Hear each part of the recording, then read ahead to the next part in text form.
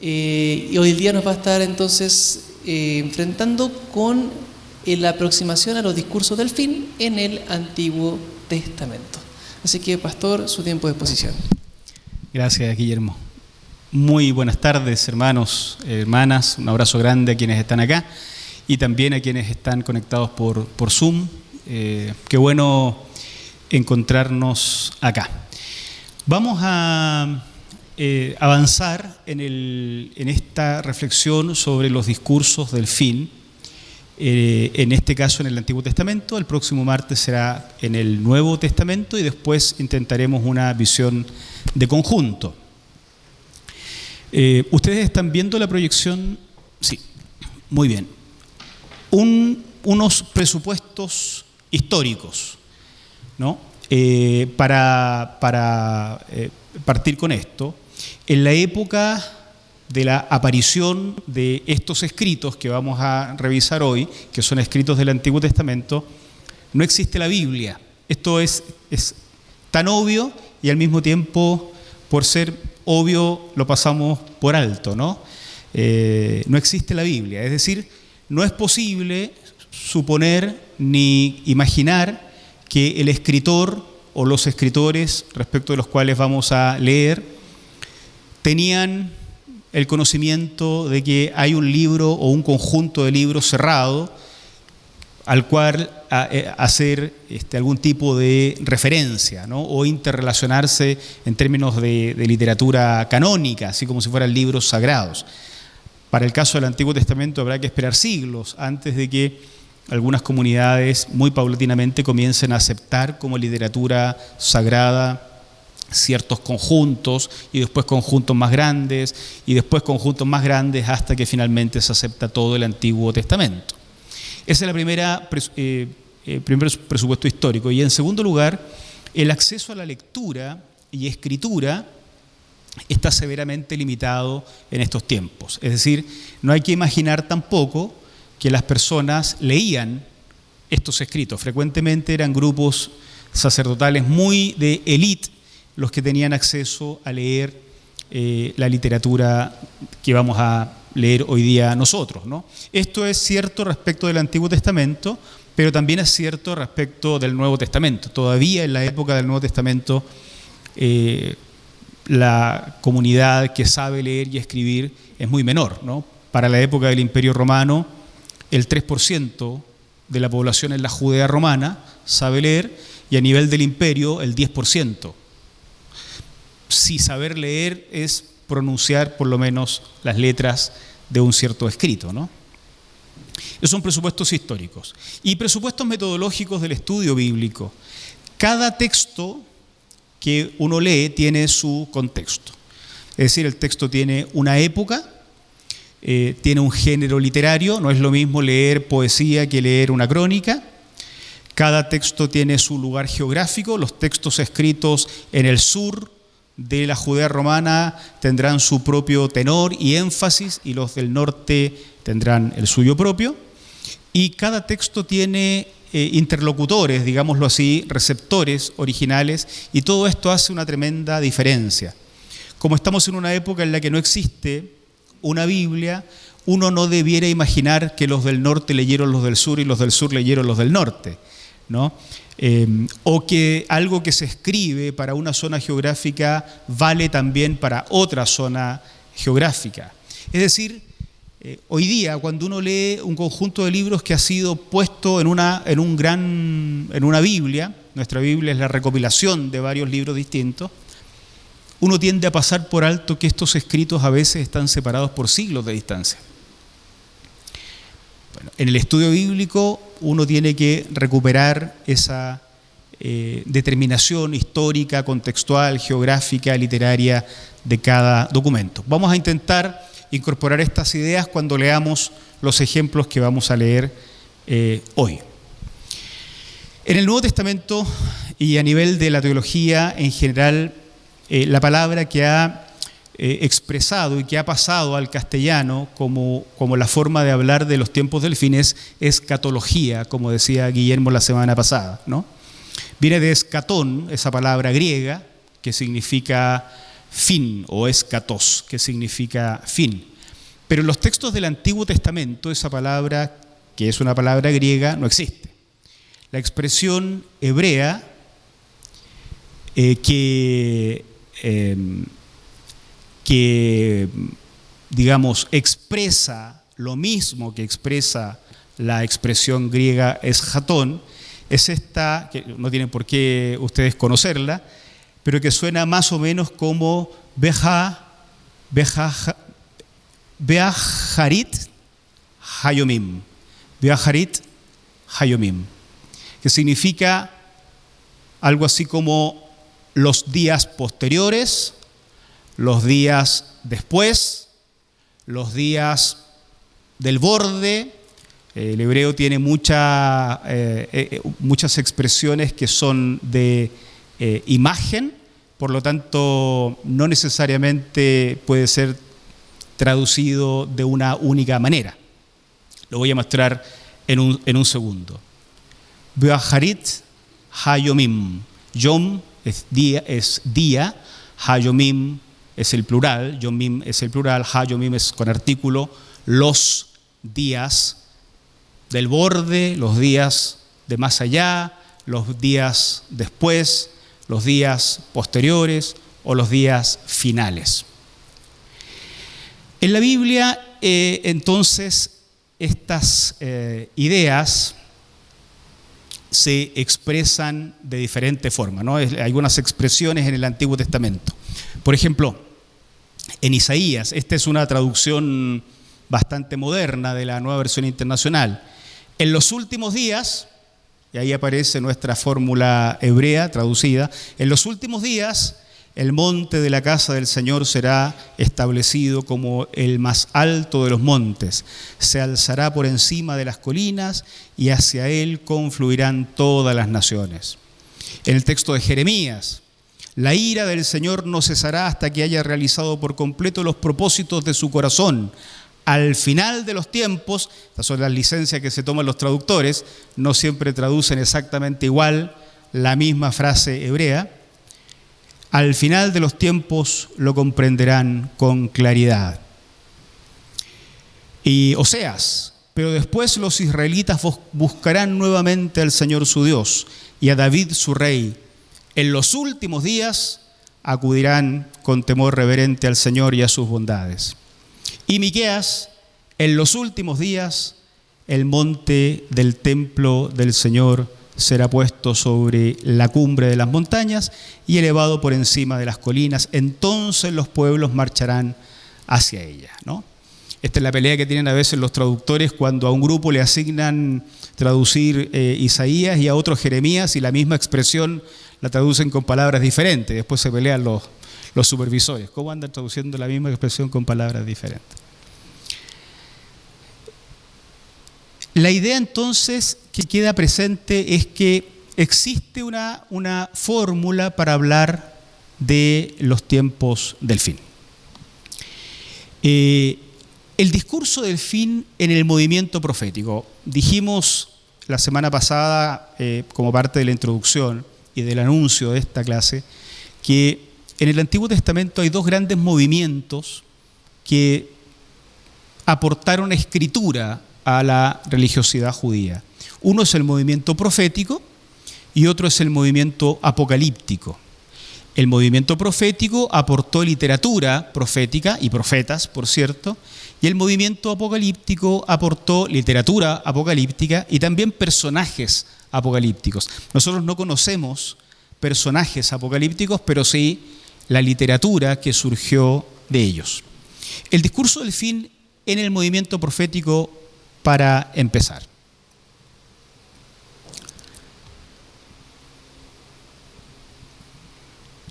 Ustedes ven antes que yo la lámina que yo pretendo ver acá.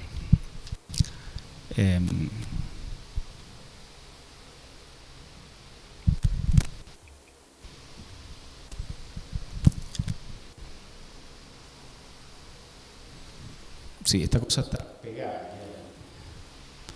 Bueno, ¿qué tenemos? El movimiento profético y yo me voy a parar mejor, así, no, acá se funcionó, bien. El movimiento profético abordó tres aspectos fundamentales, importantes de la vida de la sociedad. Uno tiene la imagen de que los profetas son figuras extrañas que entran en éxtasis y hablan del futuro. El movimiento profético en general, por lo que uno puede deducir de sus propios escritos, abordó tres áreas de la sociedad. Desde el punto de vista social, los profetas denunciaron frecuentemente la existencia de marginados sociales. Este era un gran pecado dentro de la sociedad de Israel. Denunciaron la existencia de marginados sociales, denunciaron la injusticia y denunciaron la corrupción de las instituciones de la sociedad. Alguna vez predicando Amós u Oseas, alguien decía: esto es como leer el diario. Las denuncias que hacen los profetas son tan cercanas a las denuncias que también uno percibe en la sociedad actual. Pero también enfocaron su profecía a aspectos de carácter religioso. En ese sentido, denunciaron la existencia de dioses paganos. El pueblo de Israel conservaba su fe en Dios, pero mantenía la creencia en dioses paganos. Los profetas denunciaban aquello. Y en un sentido político, los profetas de Israel, especialmente los profetas del siglo VIII antes de Cristo, donde está Isaías, Oseas, Amós, Miqueas, el siglo de oro de la profecía, como se le llamó, defendieron la idea de que Israel no haga pactos con los pueblos vecinos para salvarse el pellejo a sí mismo, no haga pactos, porque su Dios podría liberarlo. El pueblo de Israel no siempre, o no casi nunca, para decir lo correcto, hizo caso a los profetas.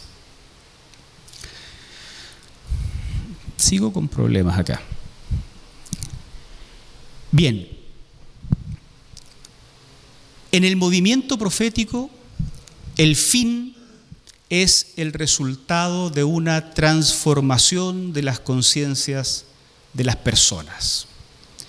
Un texto clásico de esto es el texto de Oseas, que está acá.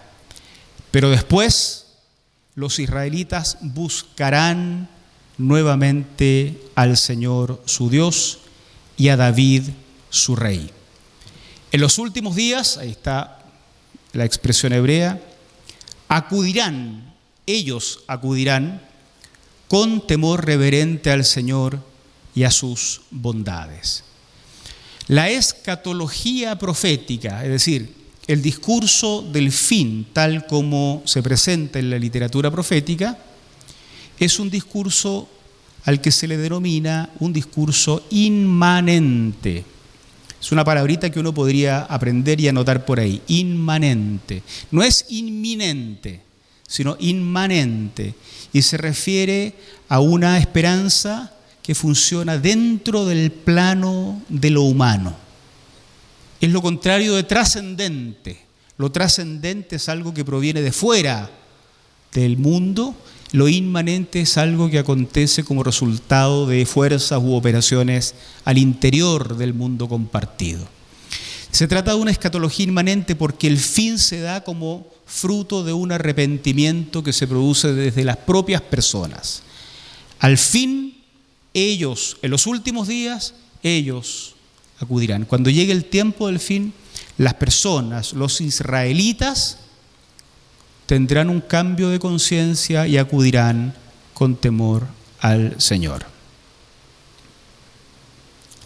Un ejemplo o algunos ejemplos, pero fundamentalmente basado en un libro en particular que es Miqueas, para que lo tengamos en cuenta y tomemos solamente el sabor de cómo funciona el discurso profético. Miqueas, esto es en el capítulo 4, versículo 1 y luego versículos 3 y 4. Es un discurso sobre el fin. Ya Guillermo nos explicaba que el discurso sobre el fin no es lo mismo que el discurso sobre el futuro, sino es el discurso sobre el fin. Algunos de los escritores perciben el fin como algo que está ahí, viviéndose en sus propios días. Otros lo perciben como algo que es posterior, pero se trata del discurso del fin. Miqueas. En los últimos días, el monte del templo del Señor será puesto sobre la cumbre de las montañas y elevado por encima de las colinas. Verso 3. Dios mismo juzgará entre muchos pueblos y administrará justicia. Esto es lo que va a pasar en el fin, según la esperanza profética. Dios juzgará entre muchos pueblos y administrará justicia a naciones poderosas y lejanas. Convertirán en asadones sus espadas y en hoces sus lanzas. No sé, seguro que conocemos de qué se está hablando. Estos son elementos de la agricultura, ¿no? Elementos de paz. Estos elementos de agricultura serán construidos a partir de elementos de guerra. Esto es lo que va a pasar en el fin, en el discurso del fin de la profecía. Dios administrará justicia, convertirán en asadones sus espadas, en hoces sus lanzas. Ya no alzará su espada nación contra nación, ni se adiestrarán más para la guerra. Cada uno se sentará bajo su parra y su higuera, y nadie perturbará su solaz. El Señor Todopoderoso lo ha dicho. Sigo con Miqueas. En aquel día, afirma el Señor, reuniré a las ovejas lastimadas, dispersas y maltratadas. Con las ovejas heridas formaré un remanente, y con las desterradas una nación poderosa. El Señor reinará sobre ellas en el monte Sión desde ahora y para siempre. Y tú, torre del rebaño, colina fortificada de la ciudad de Sión, a ti volverá tu antiguo poderío, la soberanía de la ciudad de Jerusalén. Un ejemplo de la profecía de Miqueas, un ejemplo del discurso sobre el fin de toda la profecía del siglo VIII. Si uno leyera párrafos similares en Oseas, en Amós, en la primera parte de Isaías, encontraría el mismo tipo de discurso. ¿En qué consiste este discurso? En que el fin se describe como un tiempo donde por fin habrá justicia, donde por fin habrá paz, donde lo que se invierte en la guerra se invertirá en comida, en la agricultura. E interesantemente, en este último texto, el de la oveja, donde se invertirán las cosas en términos rituales. Para los conocedores del Antiguo Testamento, cuando se ofrecían sacrificios al Señor, cuando aparecen esas leyes de ofrecer sacrificios de animales, ¿qué se hacía con la oveja defectuosa? ¿Alguien se acuerda? No podía ser presentada como sacrificio. Dios rechazaba a la oveja defectuosa, la perniquebrada, una frase que los antiguos evangélicos conocemos, ¿no?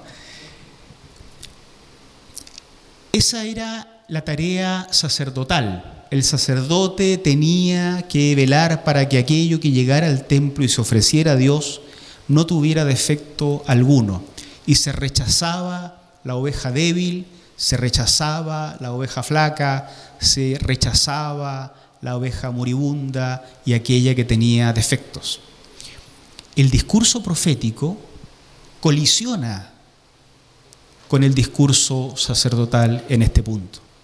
Y la esperanza que se propone para el fin de los tiempos es que Dios, por voluntad propia, formará un remanente con la oveja herida. Es decir, de aquello que la ritualidad religiosa rechazó, Dios formará el pueblo del fin de los tiempos. Esto es súper polémico. La profecía no coincide frecuentemente con el pensamiento sacerdotal. Y recuerden que a Jesús Bueno, eso es para el profesor de la otra semana, pero recuerden que a Jesús la gente le decía que parecía profeta, probablemente por su vinculación permanente con todos aquellos a los que la ritualidad religiosa rechazaba, las prostitutas, los leprosos, los ciegos, etc. Esto es Miqueas y representa el discurso del fin de la profecía.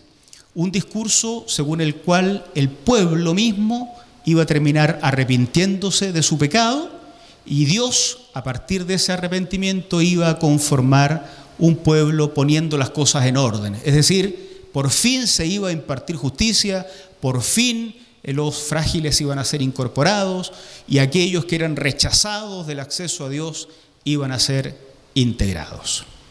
Luego voy a volver sobre eso para resumir. El discurso del fin ahora en el movimiento apocalíptico. Este es el otro grupo del que estábamos hablando. El movimiento apocalíptico tiene un surgimiento en el siglo III antes de Cristo y la literatura apocalíptica avanza y avanza hasta el siglo I. ¿Ya?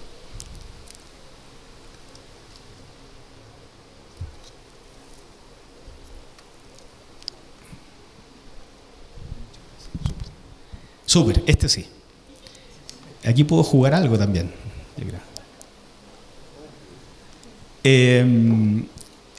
Desde el siglo III antes de Cristo hasta el siglo I después de Cristo, los apocalípticos tuvieron su época de apogeo. Hay muchísima literatura apocalíptica que no quedó en el canon bíblico. Lo que quedó en el canon bíblico es muy menor. Para el Antiguo Testamento, solo el libro de Daniel y algunos segmentos en Ezequiel, en Isaías, en Sofonías, pero fragmentos muy pequeños que muestran que para la época del surgimiento de los apocalípticos ya la literatura profética se estaba volviendo intocable, entonces no era posible revisarla completamente. No obstante, sí hubo algunos escritos proféticos en los que uno encuentra todavía fragmentos apocalípticos y muestra lo tardío de su redacción final. Algunas características del movimiento apocalíptico son las que están a continuación. Para los apocalípticos existen dos esferas que son incompatibles entre sí, dos eras. Una era o una esfera que es la actual de los seres humanos, pecaminosa, etc. Y una nueva era, un nuevo eón, es la palabra técnica que se usa, que es aquella nueva era que el Señor instalará, destruyendo la anterior. Pero no son compatibles. No es posible que la nueva era, el nuevo eón, el nuevo siglo, dicen algunas traducciones, conviva con el presente siglo malo. Estas frases las encontramos ya en el Nuevo Testamento. Eso es propio de la literatura apocalíptica. Entonces, si en el pensamiento profético el fin funcionaba en un plano de lo presente, en el pensamiento apocalíptico el presente tiene que ser destruido para que algo nuevo se instale, pero hay una incompatibilidad absoluta entre la era presente y la porvenir, un dualismo de las dos eras. Para la apocalíptica la salvación también es personal. Esto nos va sonando, ¿no? En el Nuevo Testamento también se da y los evangélicos normalmente creemos que es en una salvación personal. La apocalíptica empieza a sospechar que el pueblo de Dios es un pueblo completamente corrupto y probablemente sea necesario que se manifiesten quiénes son piadosos y quiénes no lo son. Y la salvación comienza a ser predicada para los piadosos, pero ya no más para todo el pueblo. La esperanza profética de que todo el pueblo un día se volvería a Dios, en la apocalíptica ya no existe. La literatura apocalíptica comienza a hablar de piadosos que están dentro del pueblo, pero también fuera del pueblo. La apocalíptica tiene un pesimismo sobre el presente. Para los escritores apocalípticos, en el presente no hay líderes que valga la pena seguir. Gran parte de la literatura apocalíptica es seudónima. Por ejemplo, hay un Apocalipsis de Enoc, no es canónico, es un Apocalipsis de Enoc. Son escritos que no son de Enoc, pero usan como seudónimo autores de épocas pretéritas, porque en el presente no ven líderes dignos ni siquiera de la salvación. El presente para el apocalíptico no tiene salvación. Lo único que falta es una destrucción. Y en esa destrucción van a morir, van a perderse, va a erradicarse todo aquello que no es lo piadoso y van a levantarse con vestiduras blancas, para usar las expresiones conocidas del apocalíptico, aquellos que sí han sido piadosos. Los escogidos también se les llama. Pero ya no hay esperanza para el presente, porque en el presente gobierna, y esta es una palabra que se empieza a instalar, el príncipe de este mundo. Pero sí hay una esperanza sobre el futuro. Hoy vamos a morir, nos van a perseguir. La apocalíptica es muy de valientes, no es escapista. A veces la apocalíptica se predicaba como escapismo, pero no es así. La apocalíptica es muy de valientes, es decir, ¿podemos escapar a la muerte? No. ¿Vamos a sufrir? Sí. Pero después vamos a resucitar con vestiduras blancas. El apocalíptico no tiene mucho para vender, por decirlo así. No hay mucha esperanza respecto del presente, lo único es ser fiel y fiel hasta la muerte. Este discurso va a ser muy potente en el Nuevo Testamento. Por eso se dice que la apocalíptica es la matriz del pensamiento cristiano. Y la última característica que yo quiero mencionar, uno podría mencionar otras más, pero estas están presentes en todos los escritos apocalípticos, los canónicos y los no canónicos. Cuando digo canónicos me refiero a los que están en la Biblia, pero también los que no están. Es la periodización de la historia. Los apocalípticos, para mostrar que Dios tiene control absoluto de la historia, la presentan como una historia periodizada. Es decir, una cierta cantidad de periodos están determinados hasta el fin. En el primer periodo, en el segundo periodo, en el tercer periodo y en el periodo del fin acontecerá tal cosa. Normalmente el periodo del fin es el periodo donde vive el escritor apocalíptico, que está hostilizado por todos los poderes que en su tiempo se oponen a la voluntad de Dios, ¿no? Pero la historia se periodiza. Hay periodizaciones en periodos de 40 años. Hoy estaba leyendo del libro de Jubileos, que periodiza la historia en periodos de 490 años, sistemáticamente, 490 años. En nuestro famoso libro de Daniel, 70 semanas, ¿cuántos habrán leído muchas veces esa periodización clásica? 70 semanas están determinadas para... en el libro del Apocalipsis del Nuevo Testamento también, 1000 años, 2 tiempos y medio tiempo, o sea, 1 tiempo y 2 tiempos y medio tiempo.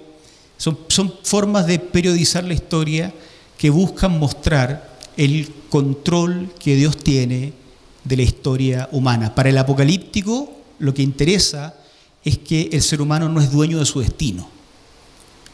La perdición ya está determinada para el perdido, para el malo, pero el piadoso también tiene determinada su salvación, por lo tanto puede morir con esperanza. En el caso de la apocalíptica se trata de una escatología trascendente. Si para la profecía el discurso del fin es un discurso donde todo acontece como resultado de fuerzas inmanentes propias del ser humano, en la apocalíptica el fin se desencadena como una acción sobre la que el ser humano no tiene control, viene desde fuera. Un ejemplo bien conocido del Antiguo Testamento de la literatura apocalíptica es el libro de Daniel. Entonces voy a leer una historia del libro de Daniel que refleja el pensamiento apocalíptico y les voy a mostrar por qué. Este es el sueño de Nabucodonosor. Los que somos canutos de hace muchos años hemos leído esto muchísimas veces, así que no se sorprendan quienes no son canutos de hace muchos años de no conocer estas historias. Pero este es un sueño que tiene Nabucodonosor, que Daniel, el joven Daniel, interpreta, o el sabio Daniel interpreta para el rey. En su sueño, su majestad veía una estatua enorme, de tamaño impresionante y de aspecto horrible. La cabeza de la estatua era de oro puro, el pecho y los brazos eran de plata, el vientre y los muslos eran de bronce, las piernas eran de hierro, lo mismo que la mitad de los pies, en tanto que la otra mitad era de barro cocido. De pronto, y mientras su majestad contemplaba la estatua, una roca, ojo, que nadie desprendió, no una fuerza humana, una roca que nadie desprendió, vino y golpeó los pies de hierro y barro de la estatua y los hizo pedazos. Con ellos se hicieron añicos el hierro y el barro junto con el bronce, la plata y el oro. O sea, toda la estatua se hizo polvo. La estatua se hizo polvo, como el que vuela en el verano cuando se trilla el trigo. El viento barrió con la estatua y no quedó ni rastro de ella. En cambio, la roca que dio contra la estatua se convirtió en una montaña enorme que llenó toda la tierra. No nos vamos a detener demasiado en Daniel, pero lo que sigue a continuación es la interpretación de este sueño. Y en la interpretación, antes de los versículos que están acá, Daniel le explica a Nabucodonosor que todos los elementos de la estatua son reinos que se levantarían partiendo de la cabeza de oro que es el propio rey. Tú eres la cabeza de oro, rey Nabucodonosor, pero después de ti se levantarán, etc. En el fondo lo que hace Daniel es decirle al rey, la estatua es la historia. La estatua es cómo está configurada la historia. Un reino, otro reino, otro reino y otro reino. Su majestad, cuando llega a la última parte de la explicación, su majestad vio mezclados el hierro y el barro, dos elementos que no pueden fundirse entre sí. De igual manera, el pueblo de ese momento será una mezcla que no podrá mantenerse unida. En los días de estos reyes, el Dios del cielo establecerá un reino que jamás será destruido ni entregado a otro pueblo, sino que permanecerá para siempre y hará pedazos a todos estos reinos. Pero ese será el Dios del cielo. Tal es el sentido del sueño, donde la roca se desprendía de una montaña, roca que sin la intervención de nadie, o sea, no como resultado de fuerzas humanas, hizo añicos el hierro, al bronce, al barro, a la plata y al propio rey. El gran Dios le ha mostrado a su majestad lo que tendrá lugar en el futuro. El sueño es verdadero y esta interpretación digna de confianza. La historia humana presentada en una estatua, pero la historia humana destruida, aniquilada.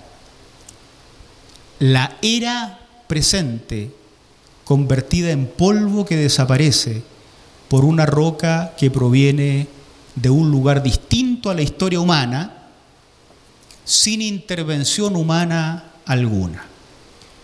Eso es la manera en que la apocalíptica concibe el tiempo del fin.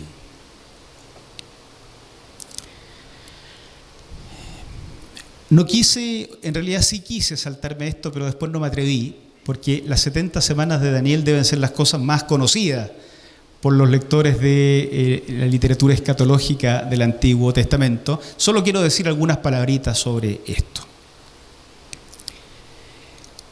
La historia de las 70 semanas o la profecía de las 70 semanas son un ejemplo de la periodización característica de todo tipo de literatura apocalíptica.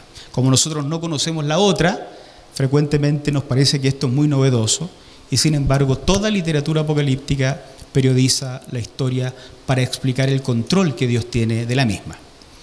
Esto es lo que se narra en el libro de Daniel.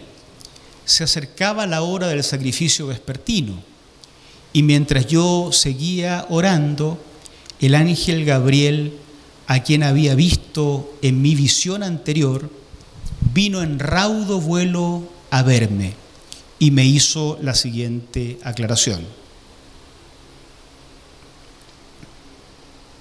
Daniel, he venido en este momento para que entiendas todo con claridad.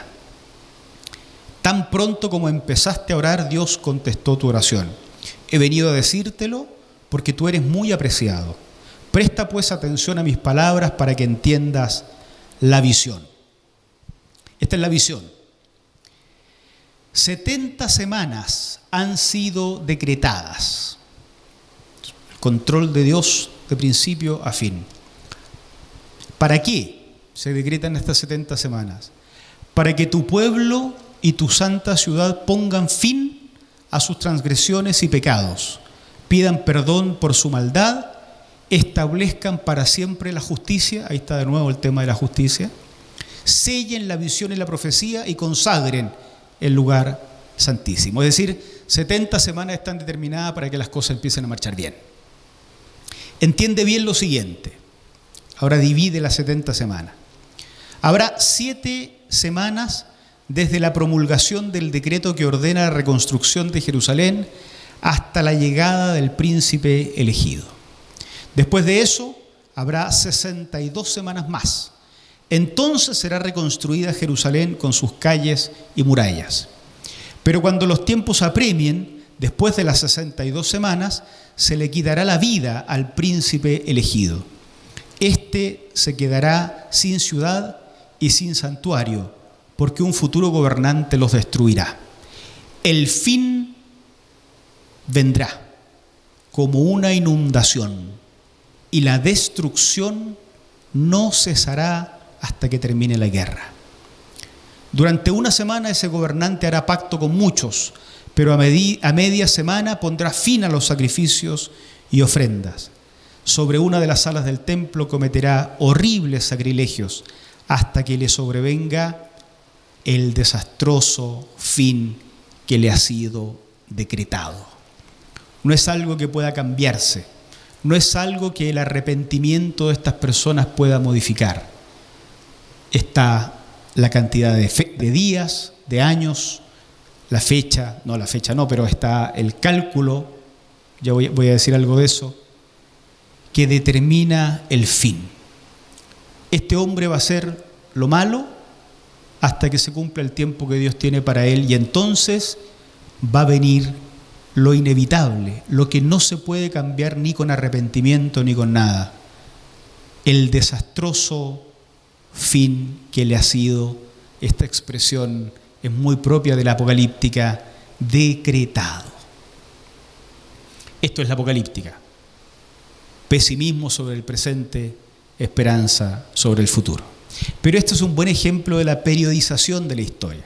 7 semanas, 62 semanas, una semana, a la mitad de esa última semana pasará tal cosa y a la mitad y luego pasarán otras cosas. Estas son semanas de año, 70 veces 7, 490 años calculan algunos. No nos vamos a meter en eso porque no vamos a terminar nunca. Algunos están esperando el cálculo. Lo cierto es que estos datos parecen calculables. 70 semanas desde la promulgación del edicto, pero hubo 2 o 3 de esos edictos. Lo cierto es que a lo largo de la historia el cumplimiento casi exacto de esta profecía tuvo lugar varias veces. Por lo tanto, ha sido siempre para los especialistas muy difícil entender de qué está realmente hablando el profeta Daniel. Uno tiende, cuando ya tiene los 66 libros de la Biblia todos juntos en un solo libro, uno tiende a complementar lo que no está en Daniel con lo que está en Apocalipsis. Ese es el error que tenemos que evitar cuando leemos la Biblia en contexto. Daniel no conoce el Apocalipsis. No está escribiendo como si hubiera otros libros para interrelacionarlos. La cuestión es que no ha sido muy legítimo el uso que hacemos de la Biblia cuando llenamos ciertos vacíos de por acá con otros datos de por acá y armamos una creencia que no existió en la época en que el escritor estaba escribiendo su libro. Pero yo quería leer Apocalipsis para mostrar simplemente cómo la periodización de la historia tiene este nivel de rigurosidad, ¿no? Solo para decirlo al pasar, para que nos quedemos pensando en la noche, ¿no? No se trata de cronología, sino de cronografía. Es decir, no es que los valores que aparezcan en la Biblia o los números que aparecen en la Biblia deban ser o puedan ser entendidos de acuerdo a los números que conocemos nosotros en la vida real. Esos números deben ser estudiados de acuerdo a la manera en que esos números aparecen en la propia Biblia. Por ejemplo, Jeremías habla de 70 años de cautiverio, pero en realidad son 40. Pero son 70 en la cronografía. Jubileos habla de una periodización de 490 años, varios ciclos de 490 años, exactamente las 70 semanas de las que habla Daniel. Parece que estos números, en realidad, no son para hacer una cronología de la historia, sino para marcar cierto tipo de periodos que a estos escritores les interesa marcar. De todas formas, Daniel termina así, me parece a mí muy bonito. Entonces se levantará Miguel, el gran príncipe protector de tu pueblo. Habrá un periodo de angustia como no lo ha habido jamás desde que las naciones existen. Pesimismo sobre el presente. Serán salvados los de tu pueblo, pero no todos, los de tu pueblo cuyo nombre se haya anotado en el libro. Y del polvo de la tierra se levantarán las multitudes de los que duermen, algunos de ellos para vivir por siempre, pero otros para quedar en la vergüenza y en la confusión perpetuas. Los sabios, como el joven Daniel, resplandecerán con el brillo de la bóveda celeste. Los que instruyen a las multitudes en el camino de la justicia brillarán como las estrellas por toda la eternidad. Resumiendo, la escatología profética es inmanente. Al final del tiempo, el pueblo se arrepentirá, todo el mundo se beneficiará de este nuevo gobierno que se instalará. Reinará la justicia, la paz y la vida. La escatología apocalíptica es trascendente. El fin llega como una obra externa, como una acción completamente ajena al mundo corrupto presente. El fin implica la destrucción total de lo presente para implantar una nueva realidad que no existe hasta ahora. Coincide con la escatología profética en que reinará la justicia, la paz y la vida. Pero en Isaías 65 hay un texto raro. Isaías 65 pertenece a la tercera parte de Isaías. Se sigue enseñando, Guillermo, en introducción, el trito de Isaías. Bien, Isaías está dividido en tres grandes bloques. Probablemente son tres momentos de la formación del libro. El tercer Isaías probablemente es de la misma época en que surge la apocalíptica. Miren cómo Isaías expresa su visión del fin. Presten atención. Estoy por crear un cielo nuevo y una tierra nueva. Esto no puede ser más apocalíptico. No volverán a mencionarse las cosas pasadas, ni se traerán a la memoria. Me regocijaré por Jerusalén y me alegraré en mi pueblo. No volverán a oírse en ella voces de llanto, ni gritos de clamor. Nunca más habrá en ella. Noten la esperanza, porque la esperanza es también denuncia de un presente corrupto. Si tengo que esperar al futuro, al fin, para que esto se instale, es porque en el presente no existe. Nunca más habrá en ella niños que vivan pocos días, ni ancianos que no completen sus años. El que muera a los 100 será considerado joven, el que no llegue a esa edad será considerado maldito. Isaías sigue avanzando. Construirán casas y las habitarán. ¿Qué cosa más actual? Plantarán viñas y comerán de su fruto. ¿Cómo era el presente que tienen que anunciar esto para el tiempo del fin? Ya no construirán casas para que otros las habiten, ni plantarán viñas para que otros coman, porque los días de mi pueblo serán como los de un árbol. Mis escogidos disfrutarán de las obras de sus manos. El lobo y el cordero pasarán juntos, el león comerá paja como el buey, la serpiente se alimentará de polvo.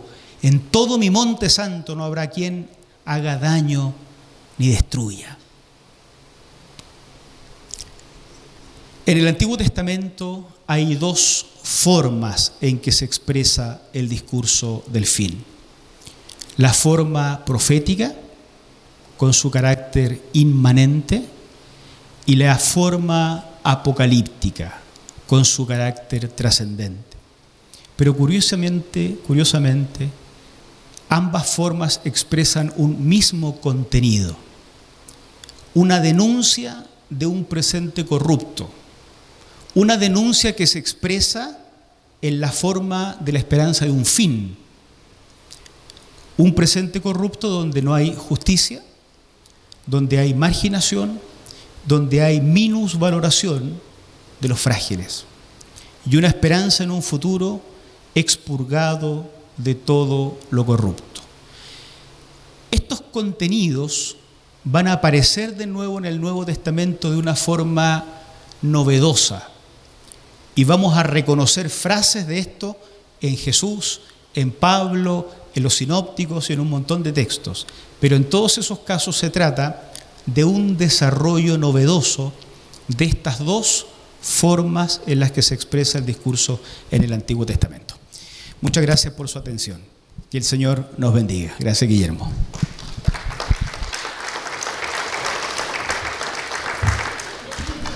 Muchas gracias, pastor. Muy bien, pues queridos, antes de pasar a nuestro tiempo de preguntas, algunos aspectos logísticos. Para quienes ya lo han hecho, ignoren este mensaje.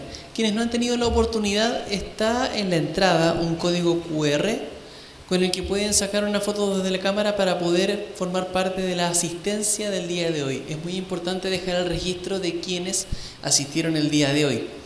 Para quienes nos ven por Zoom, les va a hacer en el chat compartido tanto el QR como un link al que pueden acceder directamente al Google Form para poder llenar la asistencia del día de hoy.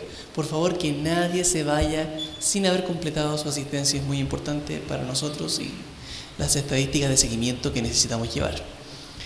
Y habiendo dicho ese anuncio de logística y de administración, pasemos entonces a poner en aprietos a nuestro expositor del día de hoy. Comencemos con nuestras preguntas, queridas y queridos. Aquí les invitamos a quienes se encuentran por Zoom, pueden levantar su mano y nuestro equipo de comunicaciones nos va a avisar también. Y quienes están presentes pueden también levantar su mano y les vamos dando la palabra. ¿Quién quisiera comenzar? Allá tenemos una mano, adelante.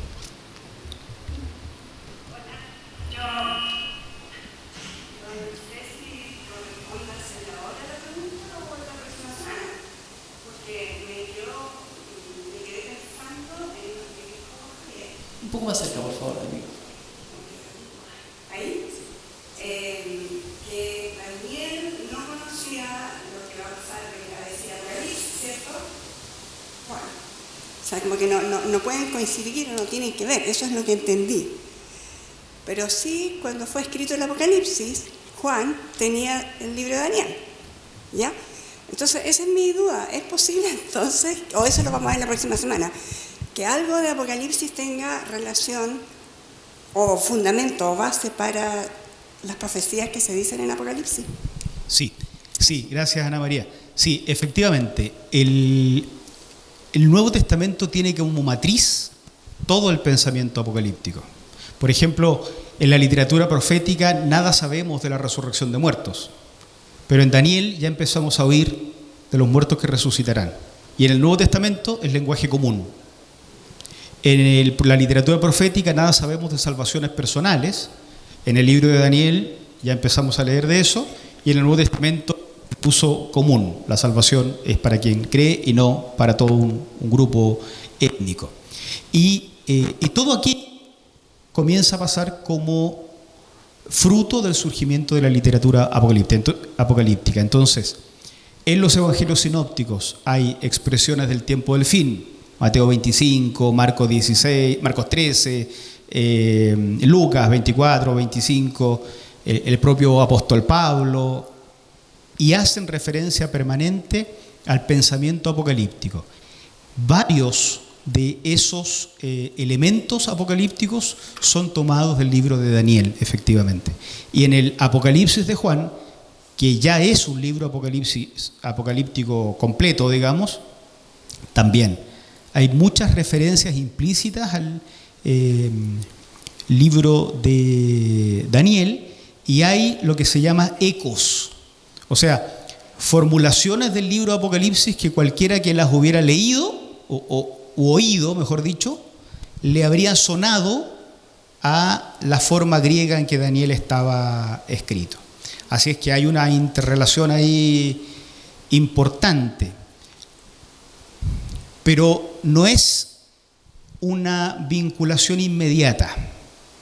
Entre ambas cosas está la aparición de Jesucristo, y la aparición de Jesucristo marca un punto de ruptura bastante irreconciliable con la esperanza judía,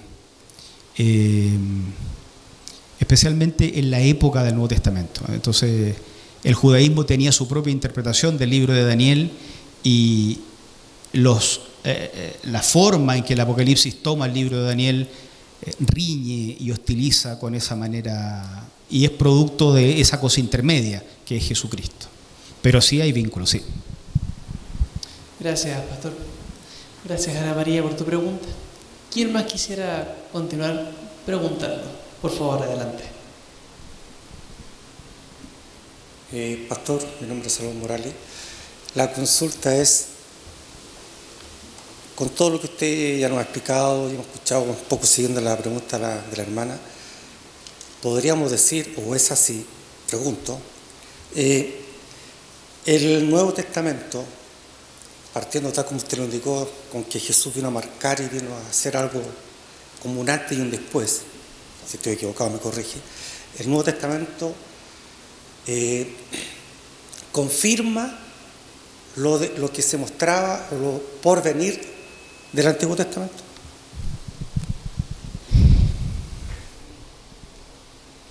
Yo diría que lo actualiza.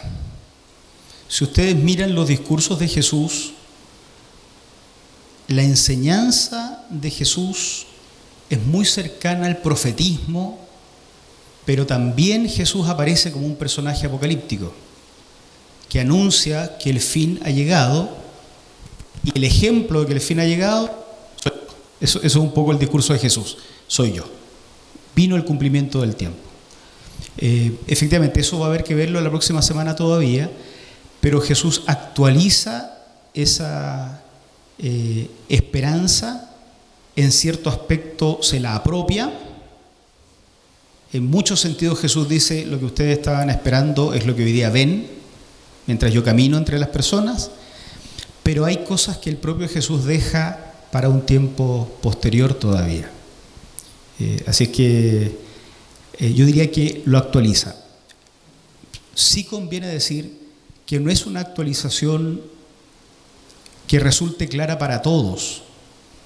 Nosotros, como somos cristianos, vemos lo que hizo Jesús y nos parece que cuadra perfecto con la profecía del Antiguo Testamento. Pero los religiosos de la época pensaban que Jesús era un traidor de las profecías del Antiguo Testamento. Entonces actualiza la profecía de una forma que no fue fácilmente comprensible para muchos en su tiempo. Muchas gracias, pastor. Siguiente pregunta. Allá, por favor. Buenas tardes, pastor. Entonces, en esa misma línea podríamos decir que cuando se tiene que revelar el sueño de Nabucodonosor, esa roca vendría a ser la presencia de Jesús, que derrota a todos los imperios conocidos hasta ese momento, o los por venir. Ya, esa es una muy buena pregunta y, claro, en un sentido cristiano, nosotros leemos la Biblia desde este lado de la cruz, entonces naturalmente la leemos ya con una visión cristiana. El reino que se instaló del que hablaba Daniel es lo que nosotros conocemos como el reino de Dios que nosotros vivimos. Pero Daniel no está pensando en esto. O no sabemos en qué está pensando, digamos, pero no debiéramos asumir que Daniel está pensando en Jesús. Daniel está pensando en algo que va a pasar, que viene de fuera de este mundo y que va a destruir lo presente. Para muchos judíos de la época de Jesús, el nuevo reino no tenía que ver con Jesús. Para muchos judíos de la época de Jesús, ese nuevo reino tenía que ver con otros mesías que empezaron a aparecer en esa misma época. En el tiempo de Jesús aparecieron 2 o 3 mesías y después de la época de Jesús apareció uno más, Bar Koba. Digamos que en el mundo judío hasta el 95 seguían apareciendo mesías yo creo que en ese tiempo se llamaba Checoslovaquia, ya no existe, pero creo que en ese tiempo se llamaba así, lo que hoy día sería República Checa, y apareció un mesías en 1995 que condujo a un grupo del pueblo de Israel en una marcha hacia los kibutz. De tiempo en tiempo aparecen muchas de estas esperanzas. Lo que quiero decir con esto es que lo que a nosotros nos parece tan claro no lo es para los que no son cristianos. Y en el pensamiento de Daniel y en la exégesis de Daniel, uno tiene que ponerse en su tiempo, en su contexto, en sus zapatos y pensar que su esperanza es que de Dios va a venir una destrucción del presente. Para nosotros, por cierto, esto tuvo cumplimiento en Jesucristo, pero en la exégesis de Daniel hay que poner eso entre paréntesis y valorar su propia esperanza, que es una esperanza todavía difusa. Una roca va a venir, algo va a pasar que va a romper la historia y va a instalar una nueva.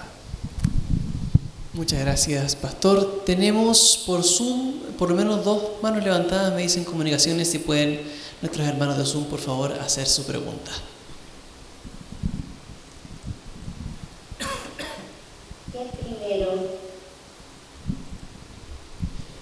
Cecia, sí, adelante.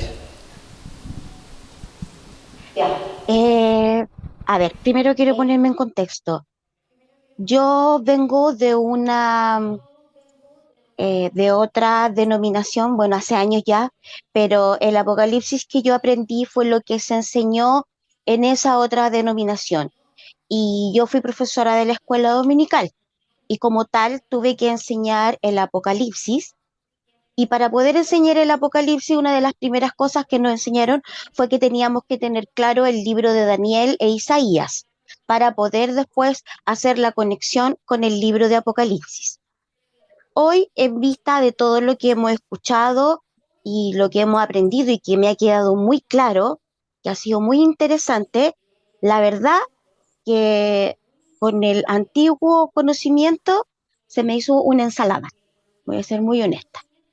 Porque mi pastor ahora dice que no tenemos que mezclarlo con Daniel ni con Isaías, y todo el aprendizaje que traigo antiguo está justamente entremezclado. Y así que creo que por eso va a ser interesante seguir con estas clases, porque ahora necesito aclararme el panorama de lo que es el futuro, o no el futuro, lo que es el tiempo del fin. Porque si bien a medida de que he ido avanzando con mis clases de la academia, hay muchas cosas que se me han ido aclarando, pero ahora con esto necesito hacer un reordenamiento de toda esta información. Eso es lo que quería aportar y, y preguntarle al pastor, porque también ahora se me hace qué interpretación ahora le doy al libro de Daniel, por ejemplo. El sueño de Nabucodonosor a través de la lectura y del conocimiento de la Biblia me queda claro, pero igual ahora no entiendo entonces el objetivo de haber añadido al canon el libro de Daniel, si su mensaje no es el que yo pensaba que era. Me gustaría que me lo explicara. No sé si me di a entender.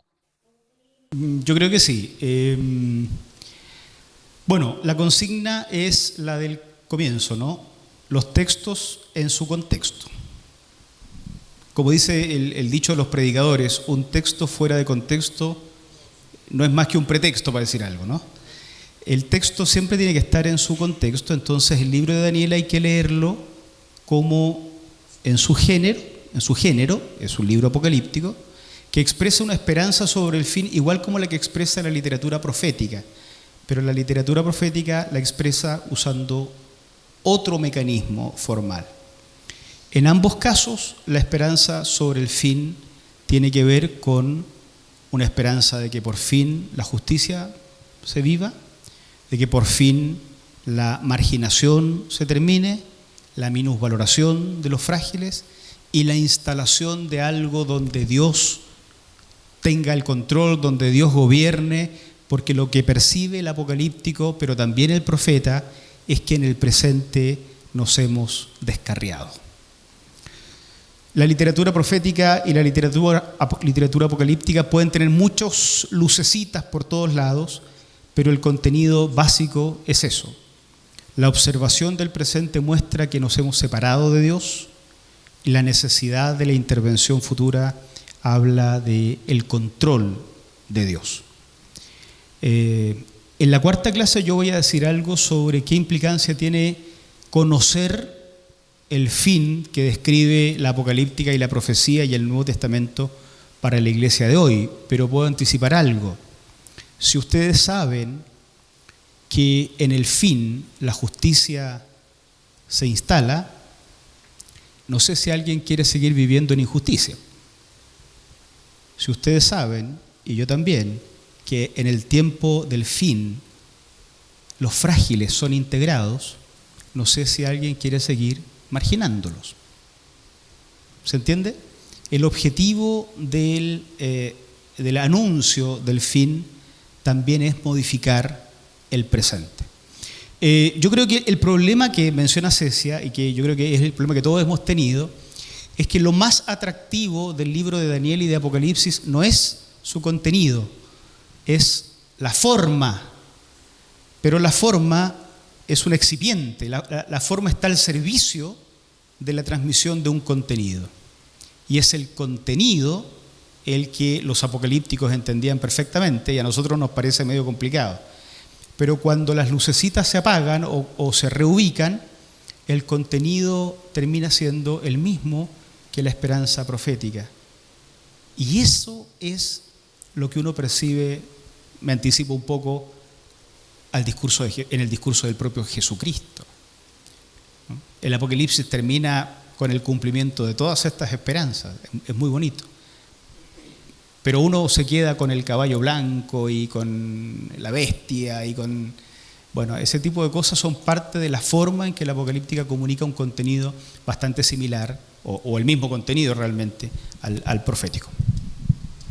Bueno, ya han tenido un spoiler, aviso al tiro, pido disculpas que se les anticipó las reflexiones, pero ya vamos a ahondar en esto en las semanas que vienen. Tenemos también una persona más por Zoom, me informan comunicaciones, parece que era la hermana Brígida, no estoy seguro.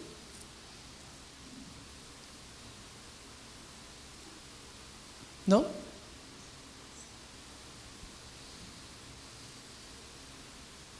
¿No? Ok, no. Entonces, por acá. ¿Quién más tiene dudas, preguntas que quisiera hacerle a nuestro expositor? Ahí atrás, sí, por favor, pastora.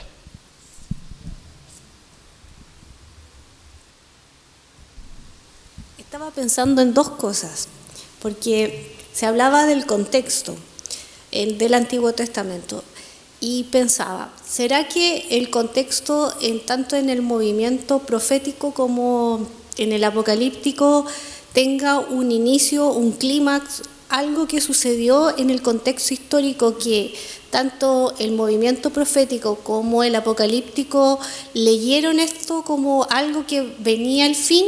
Y en ese proceso de reflexión pensaba que el Antiguo Testamento va llegando en un momento en cuando la caída de Samaria, la caída de Israel como reino del norte, reino del sur, posterior a eso, puede que eso haya sucedido con todo lo que viene en el fin, el exilio, la salida de la tierra, que se quedaran sin tierra. ¿Puede ser ese el contexto que provocó que estos dos movimientos pensaran en el fin? Y la segunda pregunta o reflexión es, en todo esto se ha dicho esto de la esperanza mesiánica, y que es algo que el movimiento profético lo anunciaba, pero no como Jesucristo, como nosotros lo conocemos. ¿Qué esperanza mesiánica se podría vislumbrar en el Antiguo Testamento? ¿O qué mensajes mesiánicos se podrían ver como un acontecimiento apocalíptico o del movimiento profético o del movimiento apocalíptico? ¿Se entiende? Creo. Ahí me dicen si no le chunto la respuesta. Claro. Todos los movimientos de pensamiento, todos los movimientos que generan una reflexión crítica respecto a la sociedad, tienen algún momento de emergencia en la historia, emergen en algún momento como fruto de diferentes situaciones, ¿no? Digamos que el profeta no se siente provocado a pensar en la muerte, sino cuando la muerte está ahí. En el caso de la literatura profética, lo que se llama el siglo de oro de la profecía, el siglo VIII, efectivamente tiene que ver con el momento en que algunas de las invasiones asirias, en este caso, las primeras invasiones, están apareciendo a las puertas del pueblo de Israel. La pregunta de los profetas es por el futuro de Israel. La pregunta de los profetas es también cómo llegamos acá. ¿Por qué el Dios que nos saca de Egipto ahora parece que nos entrega a otros pueblos que nos empiezan a dominar? Los asirios en el reino del norte, unos siglos más tarde Babilonia en el reino del sur. Entonces esos momentos, el siglo VIII, el siglo VI, aparecen antes de Cristo, aparecen como momentos privilegiados para el surgimiento de movimientos pensadores, movimientos de acción intelectual en el pueblo de Israel. Y los escritos que uno estudia justamente pertenecen a esas épocas. Los profetas del siglo VIII son estos que hemos leído, Miqueas, Oseas, el primer Isaías, Amós, efectivamente. La respuesta que se da al profeta es que llegamos a este punto porque hemos pecado. ¿Qué solución tenemos? Arrepentirnos, y el Señor nos va a restaurar. El apocalíptico se hace las mismas preguntas, pero 2 siglos más tarde, y llega a la misma conclusión respecto de cómo llegamos acá, nuestro pecado. Pero ¿qué debemos hacer? El apocalíptico responde diferente. El apocalíptico no ve salida, porque no ve genuino comportamiento ni en su liderazgo religioso, ni en su liderazgo político, ni en su liderazgo sacerdotal. El presente no tiene vuelta atrás. La única forma de resolver esto es que el presente sea aniquilado. Las expresiones cielo nuevo y tierra nueva, que son muy lindas, suponen la destrucción del presente cielo y la presente tierra. Y ese lenguaje no está en la profecía. comienza a surgir en la apocalíptica, donde probablemente el conflicto es bastante mayor. El surgimiento de la apocalíptica en el siglo III coincide con lo que se conoce como las guerras macabeas. Tal vez más que los evangélicos, los que vienen del mundo católico conocen del libro de los macabeos en el Antiguo Testamento de las Biblias católicas. El libro no entró en el canon hebreo y no está en el canon protestante, pero el periodo macabeo existió. Son un conjunto de líderes guerrilleros de Israel que se rebelan contra una ocupación griega, precisamente hacia el siglo III. Las masacres y las destrucciones que estaban viviendo las comunidades judías en diferentes lugares eran masacres terribles. Israel, curiosamente, gana esa guerra y logra su independencia por poco tiempo, pero es una independencia donde los líderes sacerdotales se convierten en líderes políticos y un grupo de piadosos considera esto la corrupción del sacerdocio y se separan de este grupo y surge el pensamiento más radicalizado apocalíptico que ve que no hay esperanza ni siquiera en su sacerdocio, por lo tanto lo único que viene ahora es que Dios destruya todo y aparezca algo nuevo. ¿Han oído hablar del grupo de Qumran? Los esenios de Qumran. Ellos son un grupo apocalíptico. Ellos vivían en una comunidad separados del resto, aguardando que el nuevo tiempo llegara. Entre otros, hubo muchos grupos así. Pero sí, lo que dice María Eugenia es cierto, los momentos críticos que vivieron estos pueblos generaron el surgimiento de estos movimientos. Y respecto del Mesías, en el Antiguo Testamento, especialmente en Daniel, aparece la mención de un rey elegido, dicen algunas versiones, ungido, dicen otras. El surgimiento de la esperanza que algún día aparecería un Mesías precisamente empieza así, ¿no? Cuando ya empiezan a desaparecer los descendientes del rey David, el linaje de David en el reinado, ¿no? La dinastía davídica, surge la idea de que algún día, en la esperanza profética, se levantaría un rey que haría lo correcto. Sería un descendiente de David y tendría una unción especial. Mesías significa ungido, ungido para ser rey. El Mesías es un rey. Algún día se levantaría un rey que haría las cosas bien. Y esa esperanza que nunca se concretó en la historia empezó a convertirse en una esperanza de algo más grande. Lo que dice el cristianismo cuando aparece Jesús es que este era el Mesías esperado. Pero es contradictorio, porque aparece no en Jerusalén, sino en Belén. Y es un niñito que no tiene un ejército y que termina asesinado. Ese Mesías no era el que esperaba la mayoría del pueblo y por eso no lo siguieron. Bueno, esa esperanza empieza a aparecer en medio de los fracasos del Antiguo Testamento. Gracias. Gracias, pastor. ¿Quién más tiene dudas, consultas? Sí, adelante.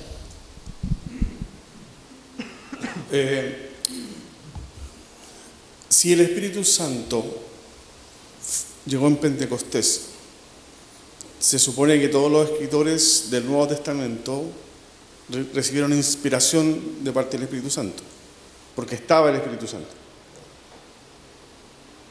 Los del Antiguo Testamento, Daniel, Isaías, o sea, ¿cómo se inspiraron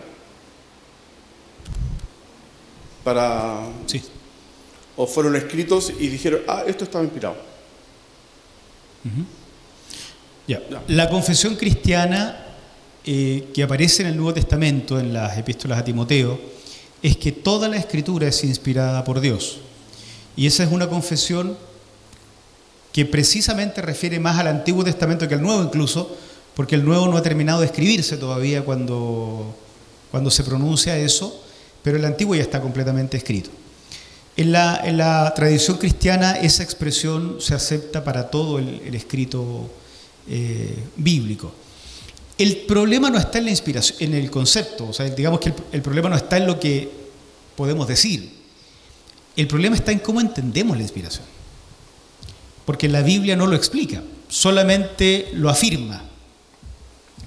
Y eso ha sido un problema no menor, porque se han creado teorías sobre la inspiración que generan la idea de que los escritos son casi mágicos. Otros que generan la idea de que los escritos son cualquier cosa, no son divinos ni nada. Otros intermedios. Lo que uno tiene que tomar en cuenta es que la mayoría de estas construcciones teóricas sobre lo que es la inspiración las hemos ido inventando nosotros. El texto bíblico no explica lo que es inspiración, solo lo confiesa. La palabra inspiración, la palabra griega, significa algo así como soplo de Dios. Toda escritura es soplo de Dios, es algo que salió del interior de Dios, algo que era invisible hasta que Dios lo hace visible.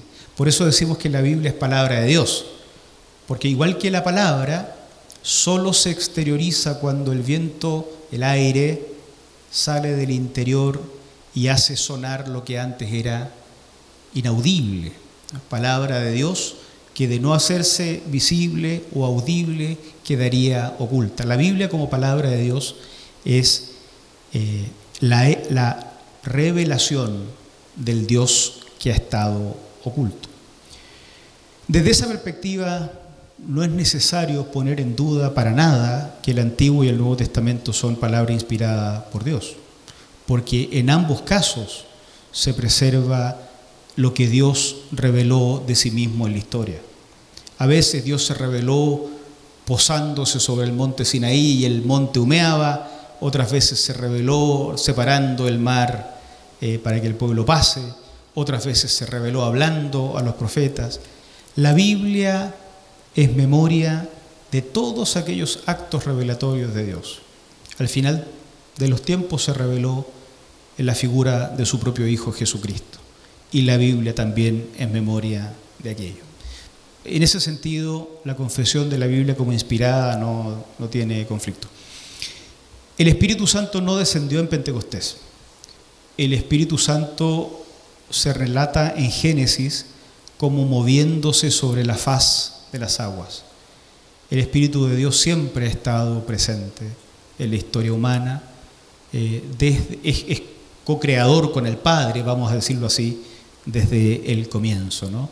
En ese sentido, uno podría imaginar que lo que pasó en Pentecostés es una forma de tratamiento diferenciado del Espíritu Santo con los seres humanos, pero no es que no estaba antes de aquel momento. Queridos, en honor a las materias que hemos explicado el día de hoy, quiero decirles que el tiempo se ha cumplido. El tiempo de este curso. Así que demos un aplauso al pastor, gracias y gratitud por la exposición de hoy. Y vamos a reforzar que estos contenidos van a ser subidos a nuestra página de YouTube para que puedan ser accedidos y consultados con posterioridad para quienes quieran reforzar algo de lo que se ha visto en estas exposiciones. Tenemos todavía 2 más pendientes, la próxima semana y la que viene, con los discursos del fin en el Nuevo Testamento y posteriormente los discursos del fin en la iglesia de hoy, donde vamos a hacer una propuesta integradora para ver qué hacemos con todo esto que hemos estudiado respecto a nuestra propia fe personal y como iglesia. Oremos para terminar la sesión, ¿les parece? Les invito a que se pongan en pie, vamos a tener una oración final. Gracias, Señor, porque traes luz, como has traído luz en toda la historia, lo vuelves a hacer hoy día, y nos ayudas en nuestras confusiones, en nuestras diferencias, en nuestras formas de comprender. Cuando nuestras hermanas y hermanos del pasado pensaban en el fin inspirados por ti, pensaban en lo que pasaría, pensaban a dónde tú nos llevarías. Así también queremos pensar nosotros hoy, Señor, a raíz de lo que hemos estudiado. a raíz de lo que nos has enseñado. Te pedimos, Señor, que lo afirmes, nos sigas enseñando, nos sigas recordando y nos traigas con buena seguridad a nuestros hogares a continuar nuestra semana en bendición por la gracia de Cristo Jesús, nuestro Señor. Amén. Amén. No olviden asistir a su asistencia con el código QR o con el link, y gracias por haber venido. Nos encontramos próxima semana. Hasta pronto.